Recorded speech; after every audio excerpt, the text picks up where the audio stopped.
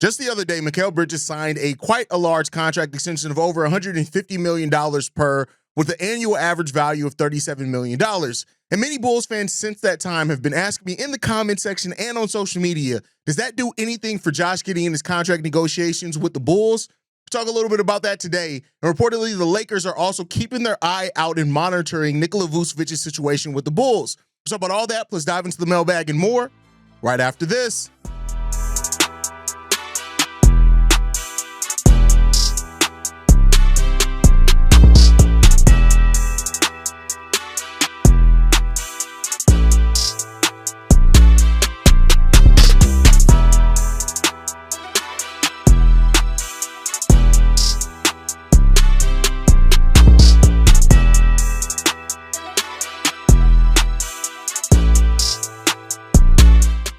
What's going on, Bulls fans? Welcome to another episode of Chicago Bulls Central, your number one spot for everything Chicago Bulls related. I'm the host here, Hayes, but more importantly, you guys can follow the channel at Bulls Central Pod on every social media platform we happen to be on. With that said, let's go and get into this content for today, y'all. I got a quick one here, right? I was asked by several Bulls fans, and I didn't cover it on yesterday's episode, which was the first episode after Mikal Bridges' contract was signed, mainly because I'm not necessarily seeing the correlation, but I do. It is mailbag episode, so that means that I can start this off, even though it wasn't an official voicemail sent in. And I want to respond to that. Does Mikal Bridges' contract have anything to do with Josh Giddey's contract negotiations? No, not in my opinion. I think that the Knicks were in a unique situation where most of their roster's pretty locked in, right? And they are clearly trying to make a go of it with this version of the roster, so they wanted to lock it in with I think Josh Hart's the first one whose contract comes up out of their core group of players, so they locked in that core. They maintained some flexibility with being under the second tax apron. He took less than his max. That saved them room under the second tax apron, because I do think they're going to look to move Mitchell Robinson or some other player during the season, and that's all perfectly fine. But I don't think that it really plays into it. When you look at it, Mikal Bridges has proven a lot more than what Josh Giddey has on the court. Again, my Josh Giddey stands, do not start typing and getting upset. I am in no way even comparing them as players, even remotely. I'm not even getting into that conversation.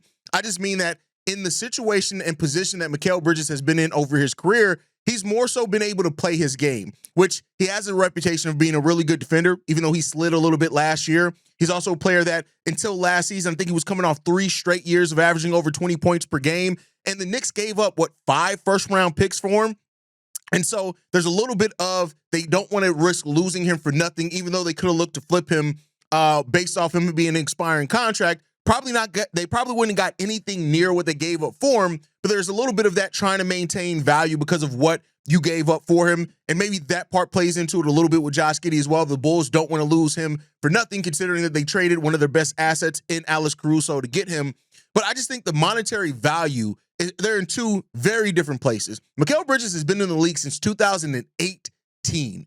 Just keep that in mind. 2018, he's been in the league since, even though, he's still a relatively young player at 28 years old, but he's proven a lot more than Josh Giddey over that time. Now, there's reasons for that. That's why I said I'm not comparing the two players at all, but I think that there's, if you would have given, let's say Josh Giddey and Mikal Bridges were both unrestricted free agents, Mikal's always going to get more. With the reputation of being a two-way player, what he's done at times scoring-wise, he's going to get more than what Josh Giddey, mainly because, as we talked about before, Josh Giddey has been in situations in OKC where he had to fit in a roster that wasn't necessarily the best fit for him, right? And not to say they should have changed everything to be around Josh Giddey, but it wasn't necessarily the best fit for him. He didn't play his role to start off the season here either. With Zach LaVine still here and Nikola Vucevic playing the way that they did on top of the injury that happened.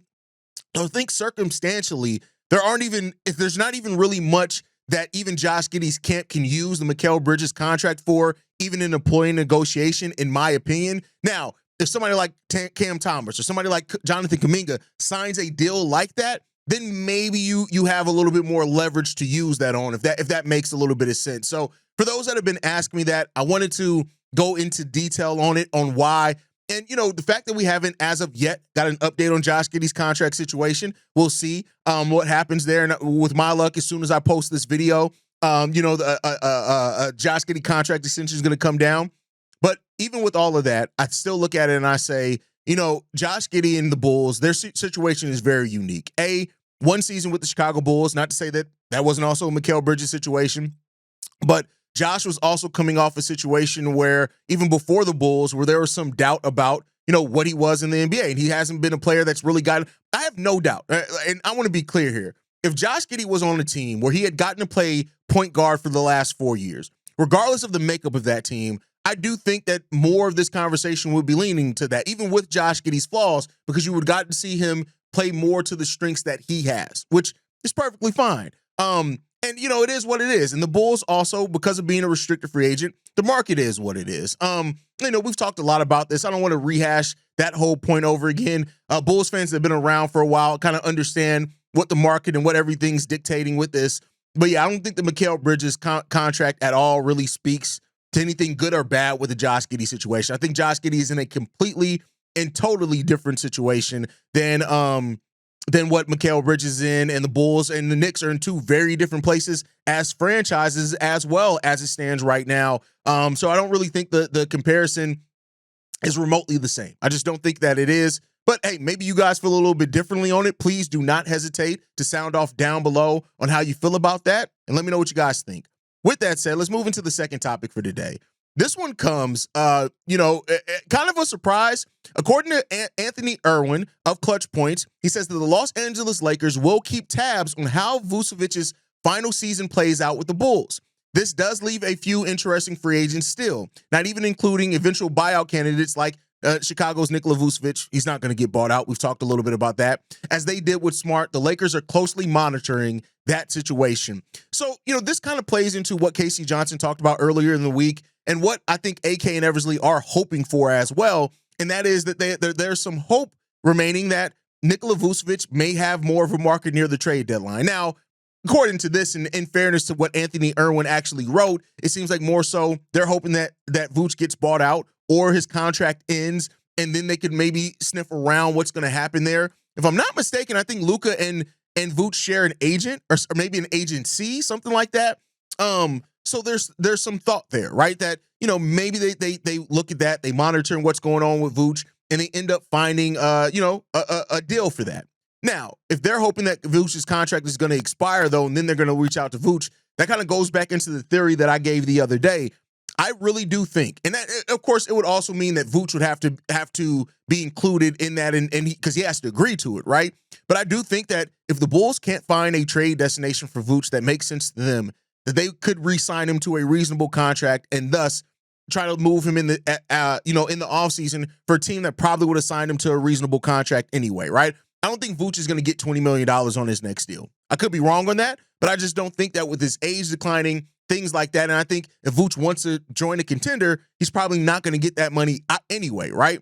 And so, therefore, if the Bulls and Nikola Vucevic sit down at the table near the trade deadline and they say, listen, Vuce, we're going to give you the money that you're probably going to get out, but, we want to try to maintain our assets. Let's go ahead and sign this contract, and Vuce is down, and the Bulls move him. And, and I think a little bit, I think that may have been Lonzo as well. Like, I think Lonzo may have known that the Bulls were probably going to shop him this offseason, even when he signed that contract, and it kind of locked him in. It basically gives the player security, right? Because especially with Lonzo, his season ended with an injury. Had it ended with the injury, he probably wouldn't even got the $10 million that the Bulls signed him to. So, I think there's some business left to be done there as well. But hearing that a team like the Lakers monitoring what happens with Nikola Vucevic isn't really too surprising there. I think there are going to be a lot of teams looking at Vuce and saying, hey, if Vuce hits free agency, or if he does get bought out because that rumor blew up more than what it really needed to, if he does get bought out, maybe there's business to be done here to where it makes sense of us going out there and getting him and adding him to this team at a reasonable price.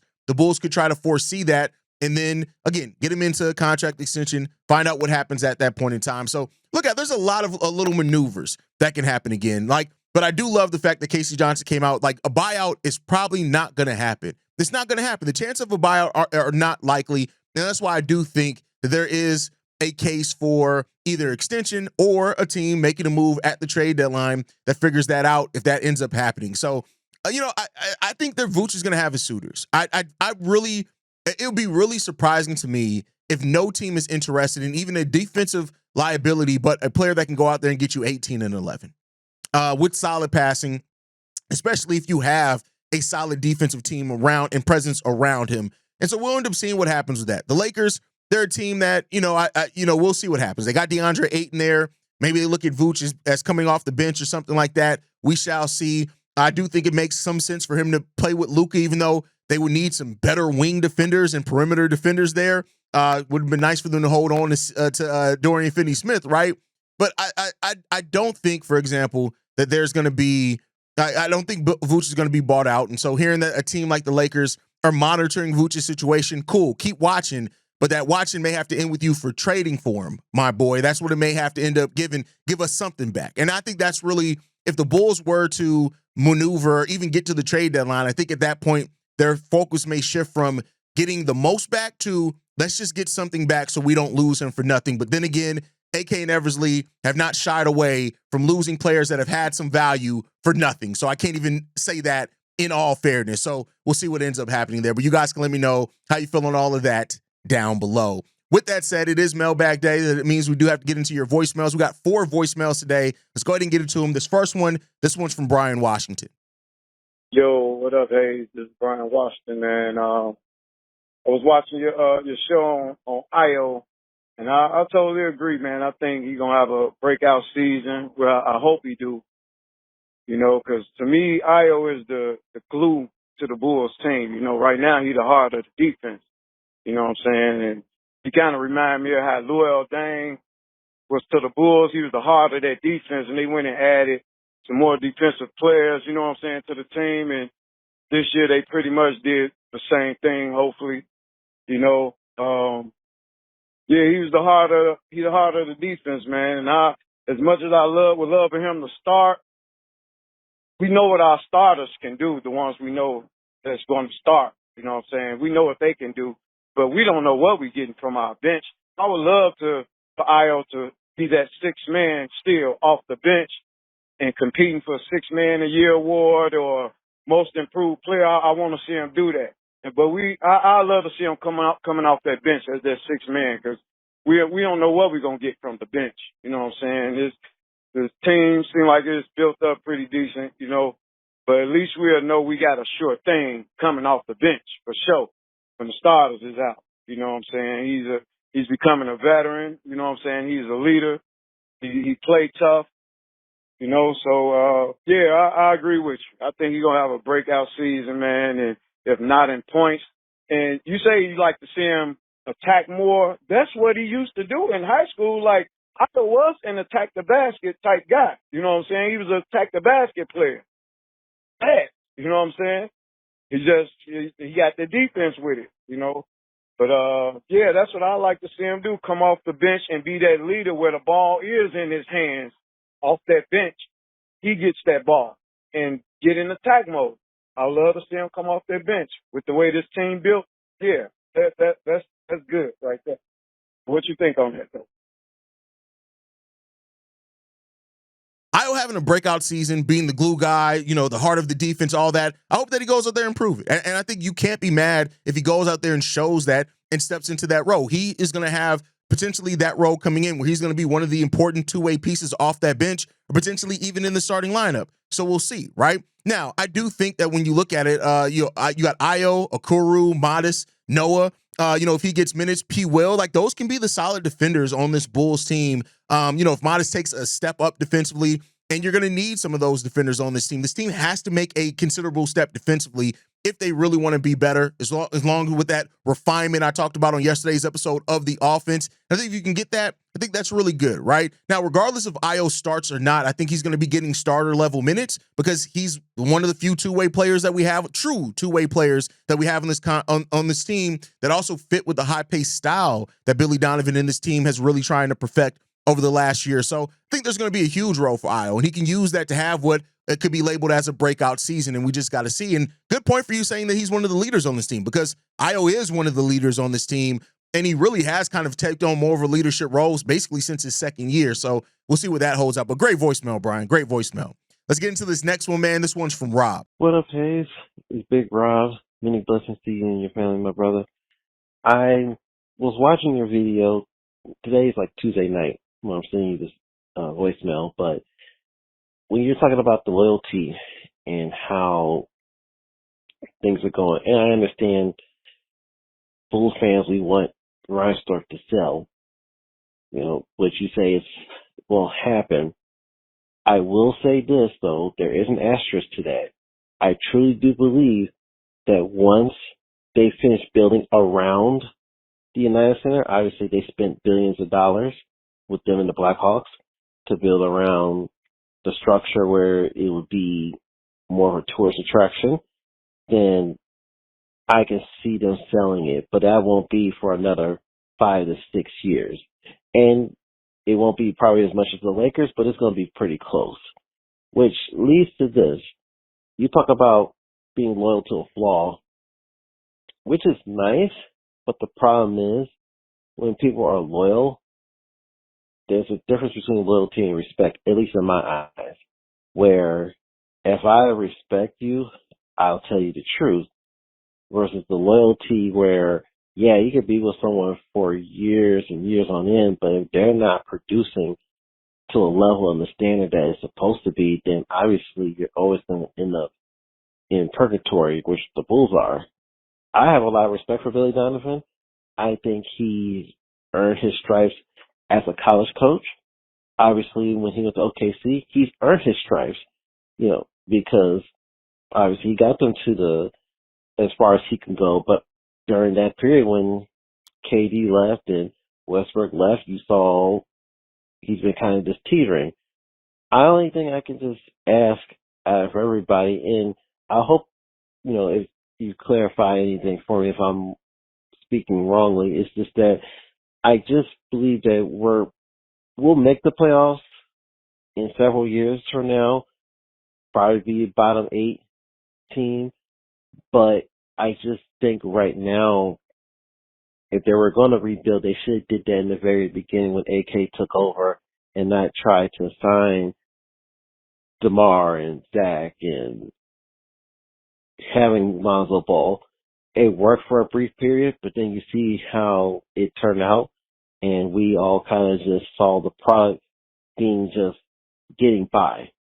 And after a while, getting by can only take you so far. And I understand as Bulls fans, we're always going to root for our team. I respect that. I just wish that ownership will want more for themselves. Just let me know what you think. Appreciate the time. God bless you. Bulls getting caught up too much with loyalty. I mean, listen, here's the thing. I know you said that maybe they will sell the team. Jerry told his kids that if he were to die, sell the Sox, but don't sell the Bulls. So I just don't think that even the project as far as revamping the West Side, downtown Chicago, I still don't think that the Reinsdorfs are going to sell the Bulls within any of our lifetimes. I think they're gonna keep selling. But then again, to your point, I wouldn't have thought that the Lakers would have been sold either. So anything is possible, right? So but I'm talking more about the probability. I don't think the probability of the Reinsdorf selling the Bulls are happening anytime soon, right? So that's just my opinion. But you said as far as Billy Donovan and respect, I think Billy Donovan earned tons of respect. It wasn't even the Russ teams or anything like that. To me, it was the Chris Paul team that won 40 that had 44 wins when teams just looked at that like, oh yeah, they're clearly going to be a tanking team. They're clearly going to be a bad team. Billy Donovan isn't a terrible coach, and that's why I say those things. He's not terrible. Some people make you out to be, but the question that you have to ask yourself is how far can you go with Billy? And that's a question that the Bulls, as long as they feel like the roster isn't in a great spot, can convince themselves of otherwise. But when they finally get this roster mostly together, I think they're going to find out quickly thereafter that you're probably going to need to switch coaches if you want to get over the hump. But hey, we got to get to the hump first before we can worry about getting over it. And maybe that's a thought process between this front office and things like that. And I guess we'll see how that shakes out. But great voicemail, Rob. Thank you for leaving that. Let's get into this next one, man. This one's from Larry. What up, Hayes? This is Larry. Call in. I know you're getting a whole bunch of this Giddey stuff, when he's going to sign and all that kind of deal. We don't know. But where I'm looking at it now, it's been so long and kind of changed my mind on it. I kind of hope that he takes the qualifying offer. Not a good deal for him. He probably should lock in some guaranteed money. But for the Bulls, we get a whole season to see what him and Kobe look like. If they look great together, we still got the bird rights, and we still have the ability to offer them the more money and the option of the 5th year, even if it's a player option for both of them. We go into the year with that. I hope that that's what happens, because other than finding out who's going to be here long term. That's really all next season is. I mean, there's no guarantee we even make the playoffs, and it's going to be a weird year to look at. But that's kind of what I'm hoping happens now. Giddey takes qualifying offer. We get to see what Kobe, Modest, and Giddey look like for a year. Appreciate it. Here's the thing. I don't know. I get what you're getting at, and I get your logic, right? But I don't think that that's even necessarily the best for the Bulls, because think about it this way. Yes, they have bird rights, but bird rights aren't matching rights. And you can give them the extra year on the deal, sure, but the money basically that you would be able to offer Josh Giddey at that point is basically the same money that another team, you just could offer more money because of the extra year that you can put on that. So that's a big risk to take, because to your point, if he takes the qualifying offer and him and Kobe ball out, then you have two of your players that just balled out and your veteran-ish players, and Kobe, right, he's that, and a young up-and-coming and promising player who, in your mind, would have shown something, then another full year of that. That's an unrestricted free agent with tons of teams with cap space. Like, keeping that in mind, there are tons of teams with true cap space next season. So I don't think that that's a thing, man. I don't know if that's better out for the Bulls to play out for him to take the qualifying offer. And I think that's why you hear that the Bulls do want to work out a long-term deal, because they also realize that it may not be best for Josh Giddey to take the qualifying offer. Sure, it alleviates you having to pay him up front and gives you another year, but it also gives other teams another year to see, oh, hey, Josh Giddey actually is pretty good. While right now, it seems like teams are like, hey, it was an end-of-season run. But if you give another season where Josh Giddey is starting off with his role and may be able to pick up on what he did last year and more teams with cap space, then just like it would convince you more, it may convince other teams more that he's worth going in on. And at that point, then it turns into a bidding war. And I don't know how many of those the Bulls have ever won in their history. So you got to think about that part, Larry. But again, I understand your logic on it completely. All right, let's get into the last voicemail here, man. This one's from Shay. What's up, Hayes? It's Shay. Look, I'm going to give you a hot take, and I want you to really think about this. I know I say think about it for a second, but really think about this. Do you think AK really cares more about, because I think this, I believe he cares more about how long a player's wingspan is than he cares about the actual size that we actually need when it comes to playing position. Now, that's okay a lot of times, but that could also hurt us. And when you look at it, what I'm saying is pretty valid. Think about it. We had DJJ playing the center spot at one point. Instead of getting the center this year, we got Noah Asenge, when we definitely needed a center that, like, badly. Hell, even with our point guards, Giddey has a little bit of a long wingspan, even though he has size, but he has a long wingspan. A little bit of a long wingspan. Well, that's more of his height. But for the most part, to get back to the original conversation, AK really cares more about if you have a long wingspan as a player more than the actual size. Because if he didn't, you would see us by not having a shot blocker on his team at the center spot. But due to the fact that he feels like he has guys like Isaac Okoro, Patrick Williams, and like many of these other guys, hell, even with Dalen Terry, long wingspan, but he feels like the point of attack defense is, due to the fact that we have a lot of those, he feels like we don't need an inside rim protector. That's just what I'm getting based off of what we've drafted throughout the years. But hey, I could be wrong because I've been wrong many a time. Anyway, tell me what you think. Peace. Shay, I don't know if I agree with you, right? Especially with how you ended. You ended it, said, especially with the players that he drafted. If you look at the players that he drafted, they all have really good positional size. Patrick Williams had good positional size until you moved into the 4. Modest Buzelis is a legit power forward size. Noah Essenga, size is legit. Hell, even when you look at Julian Phillips, his size is legit to be a forward, right? And I think the thing more so than saying that they value wingspan over anything is that AK must just not value the center position. I think that's the bigger thing here. Much like I said with Ryan Poles, how Ryan Poles didn't really evaluate offensive line talent well. He brought in these piecemeal, mediocre pieces of the offensive line and tried to sell it on that's the line that's gonna win you something. I think that AK may just have a blind spot for centers. And maybe that's it. Maybe he just does not evaluate the center position really well. And maybe that's it. I think that that's more of a thing than wingspan. Yes, the players that we've drafted have had decent wingspans, but I think it's positional. They're actually, they actually do have size. Now, when you talk about the players that you brought up in like DJJ and Javonte, right? I think that they played out of position, but more so because of the thinness at the positions that they played in. Like Javonte coming in and play power forward is because we didn't have a lot of legit power forward size players. DJJ playing backup center. Tony Bradley was our backup center then, and DJJ was a lot better than that. When we got Drum, we didn't see as much DJJ at center. So I think that is just a lack of evaluation of the center position overall, than it's wing size versus size, if that makes sense.